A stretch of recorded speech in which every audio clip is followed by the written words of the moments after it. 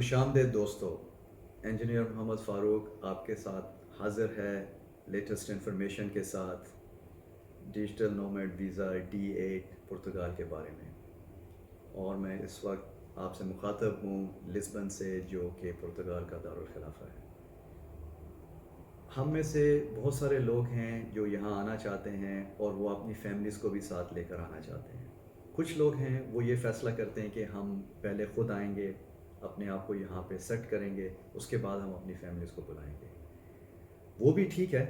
उसमें ये होता है कि जो फैमिली रियूनिफिकेशन है, आप उसके अंडर वीज़ाज़ अप्लाई करते हैं, आपका स्पाउस उसमें होता है, आपका हस्बैंड है या वाइफ है, आपके बच्चे उसमें होते हैं।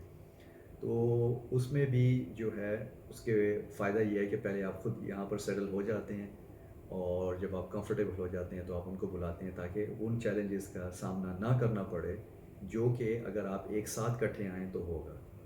कुछ लोग हैं जो कहते हैं कि नहीं, हमने पूरी फैमिली ने इकट्ठे ही मूव होना है, हमने टाइम बचाना है, हमने बाद में फैमिली मेम्बर्स के वीज़ा जो हैं वो अप्लाई नहीं करने। तो दोनों ऑप्शंस जो हैं they are available, both options are on the table. आप जो ट्रैक लेना चाहें आप वो ले सकते हैं। और डिजिटल नोमैड वीज़ा में आप फैमिली मेम्बर्स को रीयूनिफिकेशन स्कीम के तहत जो है वो बुला सकते हैं, जिसमें आपके स्पाउस हैं या आपके बच्चे हैं जो 18 साल से नीचे हैं, या इन सम केसेस आपके जो बच्चे हैं वो उनकी उम्र ज़्यादा है लेकिन आपने प्रूव करना है कि फाइनेंशियली वो आपके डिपेंडेंट हैं। और इससे आगे अगर आप बात को ले जाना चाहते हैं तो आप अपने पेरेंट्स के लिए भी इस प्रोविज़न को एक्सरसाइज कर सकते हैं।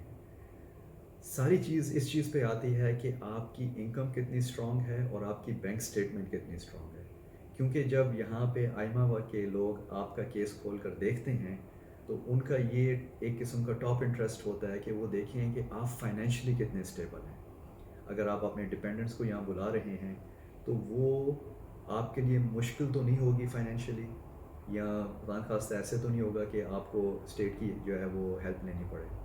तो किसी एक पुराने एपिसोड में हमने ये भी टच किया था कि इनिशियली जब आप अप्लाई करते हैं तो फाइनेंशियल रिक्वायरमेंट कितनी है। मसलन आपके लिए जो है वो I think 3280 Euros per month की इनकम शो करनी है, स्पाउस के लिए एडिशनल इतना बताना है, और हर बच्चे के लिए एडिशनली आपने जो है वो इतना शो करना है। तो जनरली यही फार्मूला है जो अभी तक अप्लाई हो रहा है ऐसी सिचुएशंस में। और जैसे पहले भी मैंने कहा था कि ये नंबर्स जो हैं वक्त के साथ साथ चेंज होते रहते हैं। क्यों? ये पुर्तगाल की जो बेसिक मिनिमम वेज है उसके साथ कनेक्टेड है। तो आपने चेक करना है कि जब आप ये अप्लाई कर रहे हैं उस वक्त ये नंबर क्या है। तो आपने इसमें डॉक्यूमेंट्स वगैरह आपने सबमिट करने होते हैं, और जिसमें मैरिज सर्टिफिकेट्स होते हैं। ऑफ कोर्स इनकी जो है अगर ज़रूरत हो तो ट्रांसलेशन करवाएं। वहाँ से अगर ट्रांसलेशन नहीं हो सकती तो यहाँ पे ये फैसिलिटीज़ अवेलेबल हैं। फिर आपने अटेस्टेशंस वगैरह करवानी होती हैं उनकी, और पिस्टल कराना होता है। तो ये सब चीज़ें जो हैं इन्वॉल्व हैं। और ये भी सुनने में आ रहा है कि अब पिस्टल सर्विस जो कि काफ़ी रिफाइंड हो गई है, इंट्रोड्यूस भी हो गई है उधर पाकिस्तान में, और अब जो है वो काफ़ी लोग जो हैं इसका फ़ायदा उठा रहे हैं थ्रू दी कोरियर सर्विसेज। यानी आपको फ़िज़िकली बड़े शहर में जाके कराने की ज़रूरत भी नहीं है। तो इससे काफ़ी टाइम भी बच जाता है और पैसा भी बच जाता है और काफ़ी एफ़र्ट भी बच जाता है। और ये भी सुनने में आ रहा है कि अगर एक चीज़ पिस्टल हो गई है तो it is a degree above the attestation, तो अटेस्टेशन की ज़रूरत नहीं अगर वो पिस्टल हुआ है। तो इस पे क्लैरिटी जो है वो थोड़े अरसे में हो जाएगी। लीगली ये है कि पिस्टल जो है वो it's above and beyond the normal certification. और इसके अलावा बच्चों के बर्थ सर्टिफिकेट्स हो गए, any other document which might be required to prove the family structure. जैसे पाकिस्तान में FRC होता है, उसकी ऑब्वियसली जो है ज़रूरत पड़ती है। तो आप अपने डॉक्यूमेंट्स रेडी कर लें, लीगल मशवरा कर लें उस एंटिटी के साथ जो करंटली इन्वॉल्व हो। ऐसे ना करें कि आपके किसी दोस्त ने 2 साल पहले केस फाइल किया था या 1 साल पहले, तो आप उससे मशवरा करें। जैसे हमने कई बार डिफरेंट एपिसोड्स में मेंशन किया है कि इंफॉर्मेशन जो है चेंज होती रहती है। हमारी अपनी लीगल टीम जो है यहाँ पर वो डेली इन मामलात को देखती है, दूसरे जो लॉयर्स हैं उनके साथ कनेक्टेड है, अथॉरिटीज़ के साथ उनका रब्ता रहता है।